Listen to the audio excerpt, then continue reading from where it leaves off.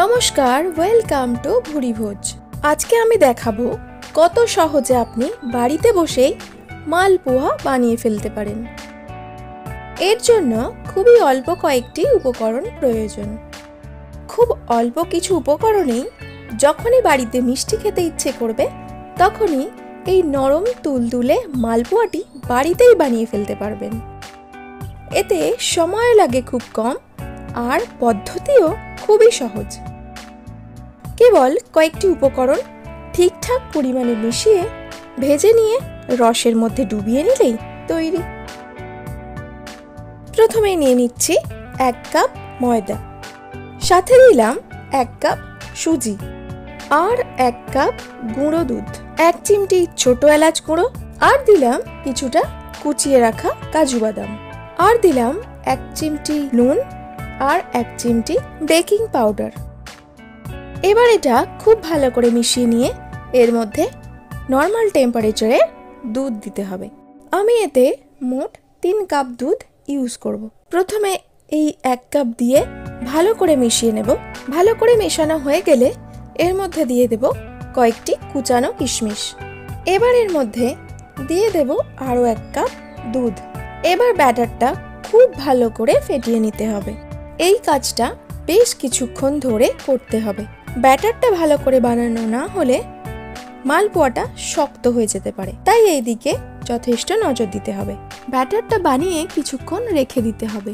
এর মধ্যে সুজি থাকার ফলে ব্যাটারটা একটু শক্ত হয়ে যাবে, তাই আমি বাকি 1 কাপ দুধ যখন মালপোয়াটা ভাজবো তখন মিশিয়ে নেব। এবার বানিয়ে নেব চিনির রস, তাই এর জন্য আমি 1 গ্লাস জল নিয়েছি, তাতে দিয়ে দেব 1 কাপ চিনি। এর মধ্যে দিয়ে দেব একটা ছোট এলাচ, আর দিয়ে দেব 1 টুকরো পাতি লেবু। রসটা একটু গাঢ় হওয়া পর্যন্ত অপেক্ষা করতে হবে। চিনির রস তৈরি হয়ে গেছে। এবার এটা নামিয়ে রেখে একটা কড়াইতে বেশ কিছুটা সাদা তেল খুব ভালো করে গরম করে নেব। এবার আগে থেকে বানিয়ে রাখা ব্যাটারের মধ্যে বাকি দুধটা ঢেলে দিয়েছি, এইটুকু বেঁচে আছে। আপনি চাইলে পুরোটাই দিয়ে দিতে পারেন। এবার ব্যাটারটা খুব ভালো করে আরও একবার মিশিয়ে নিয়ে এক এক করে মালপোয়াগুলো ভেজে নেব। ঠিক এইভাবে মালপোয়া একবার বাড়িতে বানিয়ে দেখুন, আর কোনোদিন দোকানে যেতে প্রয়োজন পড়বে না। ব্যাটারের ঘনত্বটা হবে ঠিক এরকম, একটু পাতলা। ঠিক এইভাবে সব মালপোয়াগুলো এক এক করে ভেজে তুলে নেব।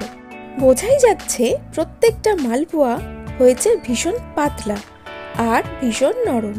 এর মধ্যে কোনো রকম শক্ত ব্যাপারটা নেই।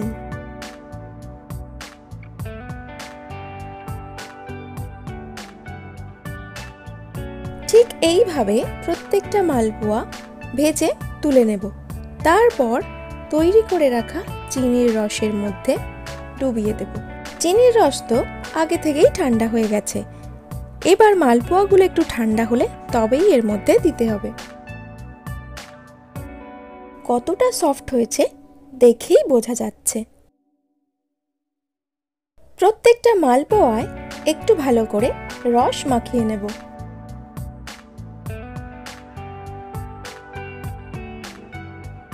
আধ ঘন্টা মতো পরে এগুলো আমি একটা প্লেটে সাজিয়ে দেব।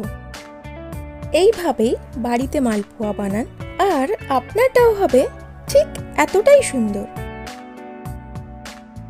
গার্নিশিং এর জন্য উপর থেকে ছড়িয়ে দিচ্ছি কিছুটা কাজু বাদাম আর কাঠবাদামের কুচি, তার সঙ্গে কয়েকটি কিশমিশও দিয়ে দিলাম। ব্যাস, আমাদের মালপোয়া তৈরি। আরও একটু সুন্দর দেখানোর জন্য উপর থেকে কিছু শুকনো গোলাপের পাপড়ি ছড়িয়ে দিলাম। ভীষণ সফট আর রসালো এই মালপোয়াটি খেয়ে আপনার কেমন লাগলো আমাকে অবশ্যই জানাবেন। আজ তাহলে এই পর্যন্তই থাক। নতুন কোনো রেসিপি নিয়ে আরও অন্য একদিন আপনাদের সঙ্গে দেখা হবে। ততক্ষণ ভালো থাকুন আর নতুন নতুন রান্না করে খেতে থাকুন।